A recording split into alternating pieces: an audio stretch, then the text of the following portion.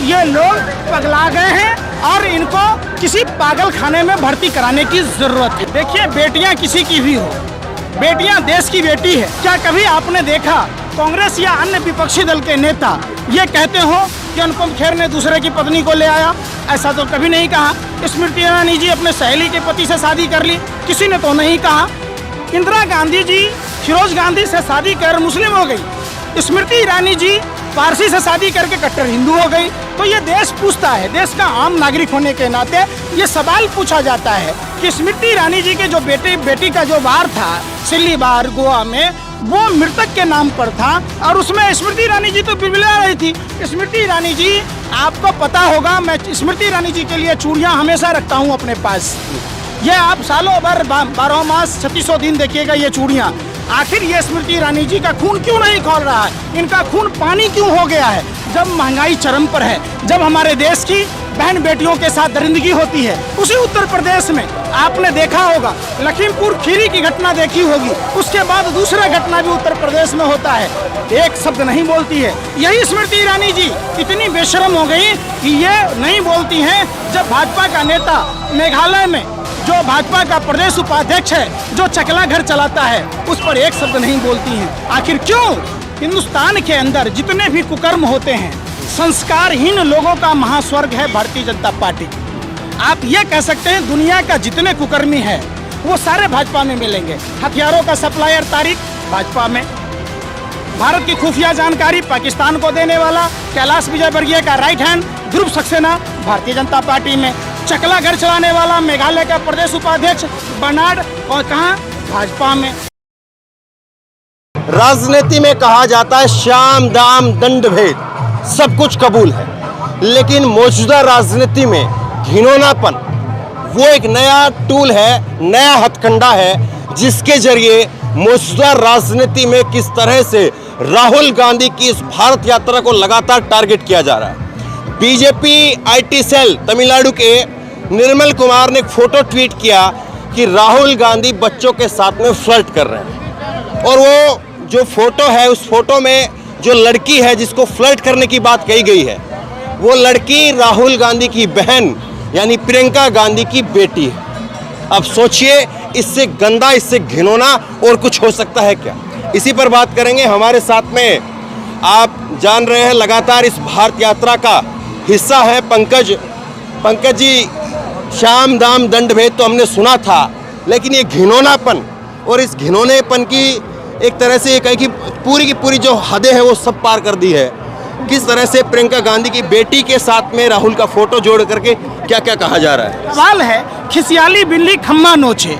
इस भारत जोड़ो यात्रा से जो देश में युवा आइकॉन के तौर पर राहुल गांधी जी उभरे हैं, तो निश्चित तौर पर ऐसा लगता है कि भाजपा और देश के गोदी मीडिया के पत्रकार सांप की तरह बिलबिला रहे हैं।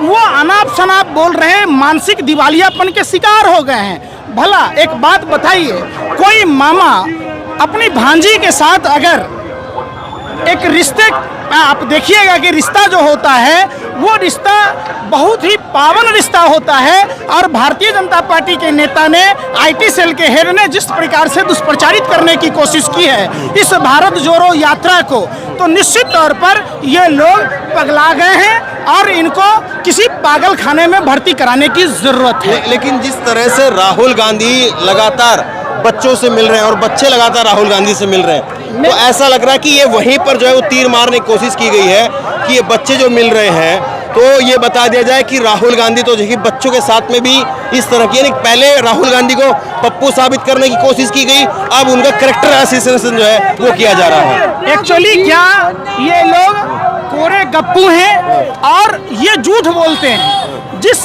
प्रतिभाशाली और पढ़े लिखे जिस नेता को पप्पू को साबित करने में इन्होंने पूरे देश की अर्थव्यवस्था को गर्त में ढकेल दिया, वो पूरे देश को पता है। जब आप समझिए, जितना ये प्रयास दूसरों को बदनाम करने में, देश की अर्थव्यवस्था को डुबोने में लगा रहे, शायद अगर ये कांग्रेस या राहुल गांधी जी के बारे में बोलना छोड़कर देश के विकास के बारे में बोलना चाहिए भाजपा के नेताओं को। जो चाइना ने जो जमीन हथियाई है उसके बारे में बोलना चाहिए इनको। अरुणाचल में जो चाइना ने गांव बसाई है, आज देश में हालात क्या है बेरोजगारी का? 60% लोग के पास में काम नहीं है। 20 से 24 वर्ष के 42% ऐसे युवा हैं जिनके पास रोजगार नहीं है। बेरोजगारी का आप देखिएगा तो 8.3% का आंकड़ा पार कर चुकी है। ठीक है, ये तमाम आंकड़े आप लगातार गिनवाते रहे हैं, लेकिन सवाल ये भी है कि अभी कुछ दिन पहले ही कांग्रेस पार्टी ने ही आरोप लगाया था स्मृति ईरानी को लेकर के, और उनकी बेटी के नाम पर यह भी आरोप लगाया था कि उनका बार है, इस तरह की बातें कही। हालांकि फिर चीज कोर्ट में गई, फिर अलग बातें आई। तो स्मृति ईरानी ने कहा था कि मेरी बच्ची राजनीति में नहीं है, उसको राजनीति में मत घसीटिए। लेकिन अब प्रियंका के लिए क्या आपको लग रहा है उनकी बेटी के लिए वो बोलेंगी? देखिए, बेटियां किसी की भी हो, बेटियां देश की बेटी है। और जिस तरीके से भाजपा के नेता लगातार इस तरीके की बयानबाजी करते हैं, आपको पता है कि देश में महिला नेत्रियों के साथ जो नेताएं हैं उनके साथ भाजपा आईटी सेल लगातार दुष्प्रचार कर रही है। क्या कभी आपने देखा कांग्रेस या अन्य विपक्षी दल के नेता ये कहते हो कि अनुपम खेर ने दूसरे की पत्नी को ले आया? ऐसा तो कभी नहीं कहा। स्मृति ईरानी जी अपने सहेली के पति से शादी कर ली, किसी ने तो नहीं कहा। इंदिरा गांधी जी फिरोज गांधी से शादी कर मुस्लिम हो गई, स्मृति ईरानी जी पारसी से शादी करके कट्टर हिंदू हो गई। तो ये देश पूछता है, देश का आम नागरिक होने के नाते ये सवाल पूछा जाता है कि स्मृति ईरानी जी के जो बेटी का जो बार था सिल्ली बार गोवा में, वो मृतक के नाम पर था और उसमें स्मृति ईरानी जी तो बिलबिला रही थी। स्मृति ईरानी जी, आपको पता होगा, मैं स्मृति ईरानी जी के लिए चूड़ियाँ हमेशा रखता हूँ अपने पास। ये आप सालों भर 12 मास 3600 दिन देखिएगा ये चूड़ियाँ कहाँ हैं? हमने स्मृति ईरानी जी का वो भी बयान देखा था जिसमें ये स्वामी विवेकानंद की चर्चा कर रहे थे। मैं उस दिन कन्याकुमारी में था, मैं भी स्वामी विवेकानंद के उसमें मठ में गया था।